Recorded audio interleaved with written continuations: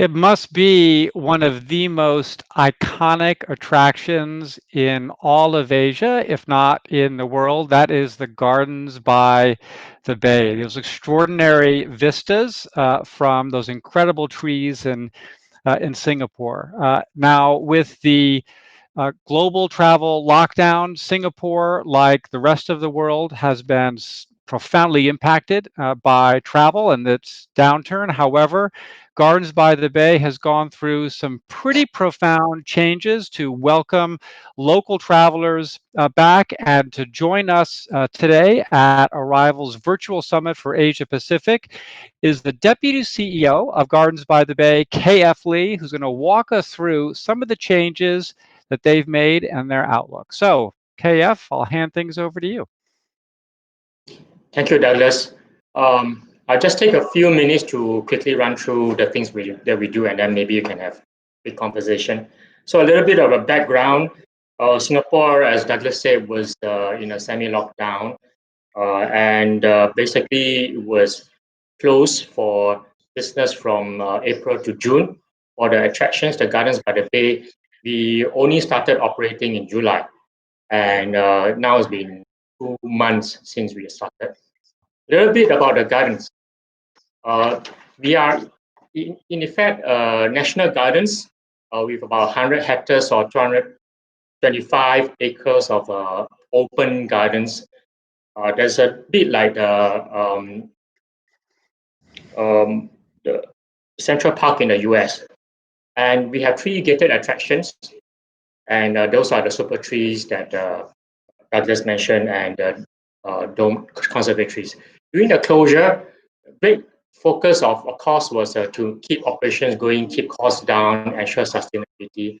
But at the same time, we never forget that we must remain in the public mindshare. And engagement is the key to this part.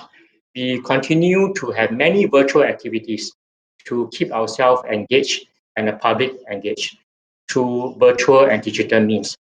And we have all sorts of activities, like including virtual tours, videos, activities, and craft for families who are staying at home and looking for activities to do. And but at the same time, we know that we have to keep ourselves prepared and focus on opening up at some point. The issue is we don't know when. It could be for a long time, and the world will be changed by then. And these are some of the areas that we're looking at. First of all, to ensure that the place is clean and cleansed and have the perception to our visitors that is safe and free of virus when they visit. So what used to be hidden from the public eye is now front and center in all our operations, fencing. The other part to ensure visitor confidence is crowd management. We want all the visitors to feel that when they come, it's not filled with people and they are at risk of being infected by a virus. So we have various measures to spread out the crowds, to make it also very visible in our queues, in the way we operate. Our staff put on masks. We made our visitors put on masks so that visitors, when they come here, they know that they are safe and they feel that they are safe. Down here, we also close our ticketing operations so that staff or rather visitors do not have to come down and look for tickets or slots to enter the dome, but we limit our capacity and ask all visitors to book and check that there are available slots, time slots, and pre-book the entries into our domes and our attractions. Finally, communication, change management. In all these measures that we introduce, communication is most important because we are changing the way our operations are run and the way visitors are to behave. For example, to pre-book a time slot is a big change for a lot of visitors. And also for our staff to be able to put on the mask and sustain working in the environment for a long time is also a big change. This is important because all our staff must be protected and feel safe themselves to want to work and come to the workplace. But at the same time, our visitors also need to feel safe and to come down and visit us as well. So those are the few key points I would like to share. And Douglas, back to you. Great. Well, thank you, KF, for walking us through some of the changes that you make. And I have to say, I'm I'm pretty amazed that you went through what really were some pretty profound changes at Gardens by the Bay in just 5 minutes. I'm going to guess you spent more than 5 minutes actually planning, right, and implementing some of those changes. So I want to start with, to me, so I've always been especially interested in technology and the role and the potential that it plays in travel and visitation. So I'd like to start there. So you talked about timed entry, but also online booking. So just a little bit more about that first. So you didn't offer timed entry before. Uh, what That could not have been an easy change. Can you walk us through how you implemented that? I mean, was this a change of a booking system? It really must be quite significant. Yes, time entry, as most of us in the business know, is extremely difficult because many visitors expect to come on site and to be able to get a ticket and go in. And that's been the way we operated for a long time. And in the midst of the last year, we actually come to a situation where we have to think about time entry because we are near the capacity of our destinations. But the changes that we are asking of all our stakeholders, including the tour agencies who are bringing the visitors and the locals and our local visitors, are a very profound change in their behavior to want to check and that there's an available slot for entry before they come, and to be able to pre-book the entry and come on time. Those are profound changes, and we were not confident of doing that, and we actually shelved the idea. But as we enter into this lockdown period, it was an opportunity for us to put this in place because the users are and all the visitors are aware that these are in their best interest to do, because they also understand that if it's too crowded, they would be at risk, their safety will be at risk, they would be at risk of catching the virus. Similarly, for our staff, the changes to the operations are very profound because systems have been put in place, new operational procedures, and managing the staff to make these changes were difficult. A lot of them resisted the change before COVID, but with these changes, they also see that the need for it. And so we took this opportunity of the crisis to put in place this system, which has worked so far, and everybody is seeing the benefits of it. So, with classic attractions, I think of them all over the world. It's almost like commonplace. If there's a museum, I should just be able to walk right up. I get my ticket and I go right in. What kind of challenges did you have with your visitors who, I mean, right now they're all locals, right? So you're asking a big change in behavior for them. Has it been difficult, or is it pretty easy to make that change? It was quite challenging, and the key challenge is change management for visitors, for users. So we have to focus a lot of our resources on communicating, and our communication went out 1 or 2 weeks before the attractions open.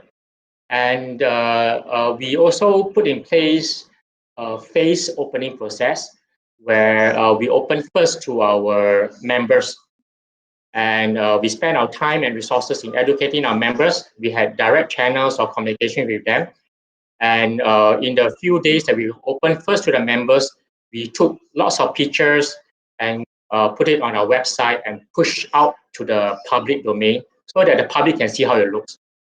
And at the same time, we were sorting out the kinks in our processes to make sure that the gaps are being addressed, and we smoothen it before we open it to the public. Even when we open to the public, there were a lot of challenges in the sense that the public came down expecting to also walk in, get a ticket and walk in. We have to educate them.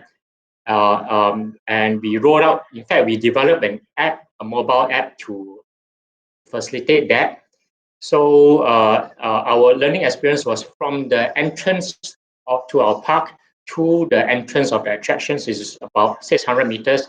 We had various stations along the way of where our staff are stationed, telling them, have you to pre-book a slot, asking them this question. And if they haven't done so, our staff will prompt them to download the app and check for a slot so that by the time they go to our gated attraction, they would have been primed. And if there isn't any available time slot for them to enter, they wouldn't have been, they would been forewarned and wouldn't throw a fit over it. How do you see this changing and evolving as international travel resumes? I would imagine kind of right now when it's largely domestic, volumes are quite small. It's fairly easy to manage. As volume starts increasing, when international travel resumes, will you continue with that same process, or how are you thinking about the future of that? Well, we think that this is going to be the norm. It's very likely to be the norm, especially when the COVID situation prolongs. And our view is that it will take another 1 or 2 years before borders are open and international travelers come back in the numbers as before. By then, a lot of norms would have changed, and this will be one of those. And we plan, and in fact, we are already engaging with our tour operators, tour agencies, to work with them to align our system with their system so that they can also work on the basis of pre-booking a time slot to arrange for the tours to come in. And with this situation prolonging, the most of the tour agencies, as they find more and more attractions around the world going on the same system, I believe that this will be the norm going to the future. So, if I'm, as you say, a tour agency, an OTA, a travel agency in the future, and doesn't matter, last year, if I sold, thousands and thousands of tickets to Gardens by the Bay, if in the future, if I can't issue a contactless ticket via my phone, and if I can't support timed entry, then I'm not going to be able to sell Gardens by the Bay tickets next year. Is that right? Uh, for now, we are working on that. We are working on the basis of issuing electronic tickets where you can enter by contactless means in our dome. But we are also working through with the tour agencies on what are their needs. So one of the issue here, which I think are potential for productivity improvements, is where we can pre-scan and pre-screen their their clients, the visitors they're bringing in, so that they can enter within a slot arranged ahead of time, and we can reserve the space for them to enter. In this case, it will be a better, even better user experience than before, where the attractions are very crowded and and our tour TAs come in at the times that they would like to do without informing us in advance. So it's a win-win situation that we're trying to work out. And at this moment, we are talking to one or two, but and try going on a trial basis. And when that works, and other TAs see the benefits of it, you roll it out on a scale. Will you ever issue or accept paper tickets or vouchers again? Well, never say never. It depends on, well, as you know, Singapore is a small place. And of course, gardens attraction, even though we have many visitors every year before COVID, we understand that we are only a small part of the global market. and we will take our cue from how the global market develops. And of course, now we are working on our view of the future, of how the future will look like, and we are future-proofing ourselves to prepare for that. Again, like the way we prepare for the reopening by having systems in place for a new normal, we are also investing in systems for that new normal. And the new normal being pre-booking of entry slots will be a norm, and IT systems in this ecosystem is a key part of it, and partnerships a key part of it, and we are investing ourselves into that. Great. Well, KF, thank you so much for sharing a bit of your journey. It's pretty amazing to see just the kinds of changes that we've been talking about at Arival for years, kind of prodding the industry to make, but to see them happening while in this current circumstance. Of course, we'd like to see these happening in kind of better circumstances, but it seems very clear this is the direction towards more connectivity, contactless entry, certainly at the place that we have to be in this new environment. So thank you so much for sharing It's your a journey pleasure, with us, Douglas. Thanks for having me. and we wish you the best for the future. Thank you.